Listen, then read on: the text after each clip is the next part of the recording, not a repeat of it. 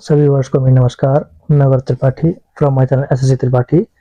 तो जैसा कि आपको पता है कि आज सीजीएल ने अपना नोटिस जारी कर दिया है और इसकी जो लास्ट डेट है वो 4 जनवरी है। मतलब 4 जनवरी तक आप लोग अपना सभी फॉर्म भर सकते हैं। और last date for making online payment fees तो ये है 5 जनवरी तक है। मतलब 5 जनवरी को है 11 बजे तक आप लोग अपनी पेमेंट कर सकते हो। और जो करेक्शन विंडो है वो 9 जनवरी से 10 जनवरी तक जो है चालू रहेगी। तो इस बीच आप अपना करेक्शन कर सकते हो। और फिर इसमें भी क्या है, पैटर्न चेंज हो गया, अभी हम डिस्कस करेंगे तो क्या क्या बदलाव हुआ है। तो इसकी जो डेट आई है वो फरवरी मार्च मॉड्यूल 1 की जो है शेड्यूल किया गया है वो फरवरी मार्च 2023 किया गया। मतलब आपका जो टीयर 1 जो फिक्स है फरवरी मार्च के बीच में हो जाएगा। और शेड्यूल ऑफ टीयर 2 का भी कुछ क्लियर नहीं है, मैंने उन्होंने बोल दिया टू बी अनाउंस्ड लेटर। तो चलिए आगे हम देखते हैं बाकी आगे क्या है। तो इस बार केवल दो ही टाइप की वैकेंसी लाई गई हैं, एक डीईओ की और एक एलडीसी की। डीईओ और एलडीसी पहले आपकी इसमें पीए और एसए भी होती थी, जिसको इन्होंने अब सीजीएल में डाल दिया तो ये खत्म कर दी गई है। तो उसके बारे में आपको पता ही होगा कि इसकी रिक्रूटमेंट कैसे क्या आता है, इसका कैसे सिलेक्शन होता है। तो चलिए अब आगे चलते हैं हम लोग। ठीक है, इसका जो प्रीलिम्स एग्जाम है वो तो एकदम सेम है जैसे पहले था। इसमें आपके 4 सब्जेक्ट आएंगे, इंग्लिश, जीएस और मैथ्स और जीके। तो ये लगभग सभी जो है 25-25 क्वेश्चन आएंगे 50 नंबर के। और इसके लिए आपको 60 मिनट मिलेंगे और 80 मिनट मिलते हैं स्क्राइब और अदर कैटेगरी वालों को। इसके बारे में अभी हम डिस्कस करेंगे कि किस किस को मिलता है, क्योंकि सीजीएल में भी लोगों ने बहुत गलती कर दी, तो अभी हम इसको जो है अच्छे से डिस्कस करेंगे। अब आते हैं हम लोग सेशन 2 पे। तो सेशन 2 में उन्होंने क्या है 2 सेक्शन बना रखे हैं, लगभग 3 सेक्शन बना रखे हैं। तो सेक्शन 1 में मॉड्यूल 1 है जो मैथमेटिकल एबिलिटीज के बारे में पूछा गया है, मॉड्यूल 2 में रीजनिंग के बारे में। दोनों के ही 30-30 क्वेश्चन आएंगे और ये 3-3 नंबर के होंगे और इनकी जो नेगेटिव मार्किंग होगी 1/3 होगी। मतलब आपके एक क्वेश्चन पर जो है आपका 1 नंबर कटेगा और एक क्वेश्चन 3 नंबर का होगा। और फिर सेक्शन 1 में सेक्शन 2 आ गया। सेक्शन 2 में मॉड्यूल 1 में इंग्लिश के कुछ 40 क्वेश्चन और मॉड्यूल 2 में जीएस के 20 क्वेश्चन, दोनों के मिला के आपके 60 क्वेश्चन हो गए। तो 60 क्वेश्चन जो 3 नंबर के हिसाब से क्या है 180 नंबर हो गए। तो सेक्शन 1 और सेक्शन 2 मिला के आपके कितने हो गए 180 आपका 360 नंबर का पेपर हो गया। तो अब चलिए देखिए आगे चलते हैं हम लोग। सेक्शन 3 आ गया। सेक्शन 3 में कुछ कंप्यूटर का पार्ट डाल दिया गया, जैसे कि सीजीएल में है। तो इसमें कंप्यूटर के 15 क्वेश्चन आएंगे जो कि 3 नंबर के, तो 45 नंबर आपके ये हो गए। और फिर सेशन सेकंड में आपका आ गया सेक्शन 3 और मॉड्यूल 2। इसमें क्या है स्किल टेस्ट होगा जो कि सीजीएल में बहुत पहले से होता है। इसको हम टाइपिंग टेस्ट बोलते हैं, जिसमें 35 वर्ड पर मिनट की लिमिट्स में दी जाती है, वर्ड लिमिट। तो इतना मिनिमम आपका होना चाहिए, अदरवाइज आप डिस्क्वालीफाई कर जाओगे। तो ये सब चीज़ें तो देखो आपको हर चैनल पर हर यूट्यूबर आपको बताई देंगे, जैसे सोम जैन सर है, घन प्रताप सर है, राकेश यादव सर है, तो ये सभी आपको इसको अच्छे से एक्सप्लेन कर देंगे। तो मेरा मकसद सिर्फ ये है कि जो पीडब्ल्यूडी ने जो गलती करी थी सीजीएल में, सबको एक्स्ट्रा टाइम मिल गया है, तो वो गलती यहाँ पे कैसे हो सकती है, तो इसके बारे में आपको आगे चर्चा करूंगा। तो बाकी ये सब मॉड्यूल सेक्शन ये सब तो आपको और अदर यूट्यूबर बता देंगे और सभी अच्छा एक्सप्लेन करते हैं।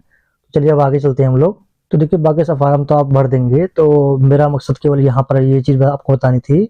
तो आप जब सारा फार्म भर देंगे तो ये पैरा 19.1, 19.2, 19.3, तो इसके बारे में आपको मैं क्लियर कर देना चाहता हूँ कि इसमें किसको यस करना है किसको नो करना है।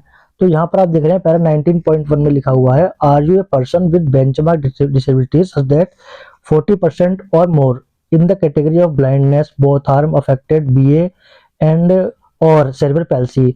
तो देखिए यहाँ पर इन्होंने क्या क्लियरली बोल दिया है कि एक्स्ट्रा टाइम सिर्फ उसी को मिलेगा जो बोथ आर्म अफेक्टेड हो लोकोमोटिव में, और या फिर ब्लाइंडनेस अफेक्टेड हो या फिर सेरेब्रल पैल्सी हो।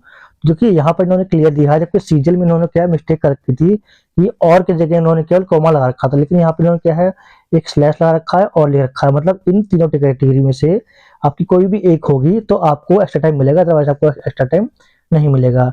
तो जिसके अंदर भी ये तीनों कैटेगरी में से एक भी किसी के पास है तो सिर्फ वही यहाँ पर यस करें, अदरवाइज सारे क्या है वो नो ही करें। अदरवाइज फिर आपको वही सीजीएल की तरह एक मुश्किल का सामना करना पड़ सकता है और आप डीवी में बाहर हो जाओगे। अब आते हैं हम नेक्स्ट चीज पर 19.2। अब 19.2 क्या कहता है कि do you have physical limitation to write and scribe is required, मतलब इसमें आपको पूछ रहे हैं कि आपको अगर लिखने में कोई दिक्कत है तो आपको स्क्राइब की जरूरत है या नहीं है। तो देखिए स्क्राइब का एक बहुत अलग क्राइटेरिया होता है, तो इसमें आपको ब्रीफली बताता हूँ कि अगर आपको लिखने में कोई दिक्कत है तो उसके लिए आपको डॉक्टर लिख कर देगा कि आपको लिखने में थोड़ी सी लिमिटेशन है, तो आपको एक स्क्राइब प्रोवाइड किया जाए। तो इसके दो तरीके होते हैं, तो आप स्क्राइब खुद ले लो या फिर आपको वो प्रोवाइड करेंगे, वो जैसा आप बोलेंगे उनको करना पड़ेगा। तो जिसको भी स्क्राइब चाहिए तो वो इसमें यस करेगा, अदरवाइज बाकी सब लोग इसको नो करेंगे। फिर आपका आता है 19.13, whether scribe is required, scribe चाहिए या नहीं चाहिए, तो इसको बताया गया है, तो चाहिए तो यस और नहीं चाहिए तो नो। तो इसमें आगे पूछ भी रखा है कि वेदर स्क्राइब रिक्वायर्ड, ये क्या यस और no. Will you make your own arrangement of scribe, मतलब आप अपना स्क्राइब का अरेंजमेंट खुद करोगे या फिर हमें करना पड़ेगा। तो यदि आप यहाँ पे यस कर देंगे तो आपको वहां पे स्क्राइब नहीं दिया जाएगा, इसका मतलब है कि आप अपने आप खुद एक स्क्राइब लेकर आओगे। यदि आपने यहाँ पे नो कर दिया है और यहाँ पे स्क्राइब रिक्वायर कर रखा है तो 19.4 को यस करने से तो क्या होगा, आपको अपना स्क्राइब खुद लेकर आना पड़ेगा। अगर 19.4 में आपने नो कर दिया है तो नो का मतलब क्या है कि वो आपको खुद प्रोवाइड कराएंगे अपना स्क्राइब, तो आपको इसमें कोई दिक्कत नहीं होगी।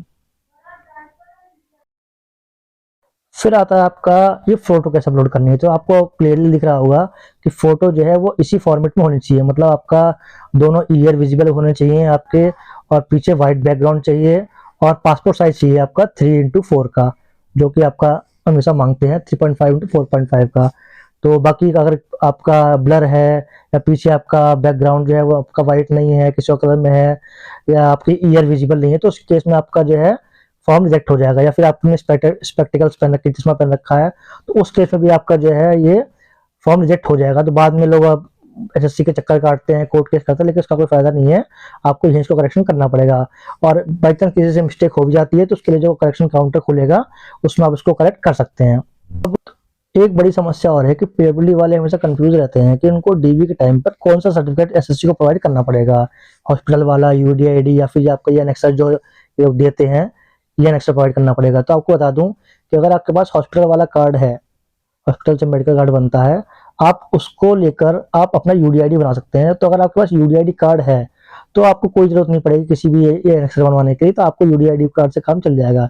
अगर आपके पास यूडीआईडी नहीं है और सिर्फ स्टेट हॉस्पिटल का ही आपके पास कार्ड है, तो उस केस में क्या है, आपको ये एनेक्सर बनवाना पड़ेगा, क्योंकि देखिए डॉक्टर की राइटिंग कभी कोई अलग अलग होती है, तो उन्होंने क्या मेंशन किया है तो एसएससी वाले समझ नहीं पाते, तो इसलिए वो मांगते हैं कि हमें जो एसएससी के फॉर्मेट में ही लाकर दो। तो या तो आपके पास यूडीआईडी हो या फिर आपका एसएससी फॉर्मेट हो। तो इस केस में आपको क्या, ये दोनों केवल एक्सेप्ट किए जाएंगे। स्टेट वाले के साथ थोड़ी सी दिक्कत करते हैं और परमानेंट उनको रिजेक्ट उनको भी नहीं करते, तो उनको बोलते हैं कि आपको ज्वाइनिंग ले लीजिए, लेकिन आप एसएससी फॉर्मेट में बनवा कर लाएंगे तो ज्यादा बेटर रहेगा। तो आप इन दोनों में से कोई एक चीज अपने पास रखिए तो आपको डीवी में कहीं कोई दिक्कत नहीं होगी। तो ये थी हमारी आज की जानकारी। अगर आपको जानकारी पसंद आए तो हमारे चैनल को सब्सक्राइब करना, और डिस्क्रिप्शन बॉक्स में मेरे एक टेलीग्राम का लिंक दिया हुआ है जिसमें सभी पीडब्ल्यूडी के छात्र जो है इसमें शामिल हैं। तो और भी किसी को शामिल होना तो उसमें आप आ सकते हैं। उसमें आपकी पीडब्ल्यूडी से जुड़ी जितनी भी समस्याएं हैं उन सभी के बारे में क्या बताया जाता है कि आपको फॉर्म में कैसे क्या करना है, कैसे आगे आपको डीवी में अपियर होना है। तो पीडब्ल्यूडी की जितनी भी समस्याएं हैं सभी के बारे में उसमें बताया जाता है। तो चलिए फिर वीडियो को यहीं खत्म करते हैं, आगे फिर मिलते हैं एक नई वीडियो के साथ, नई जानकारी के साथ। नमस्कार।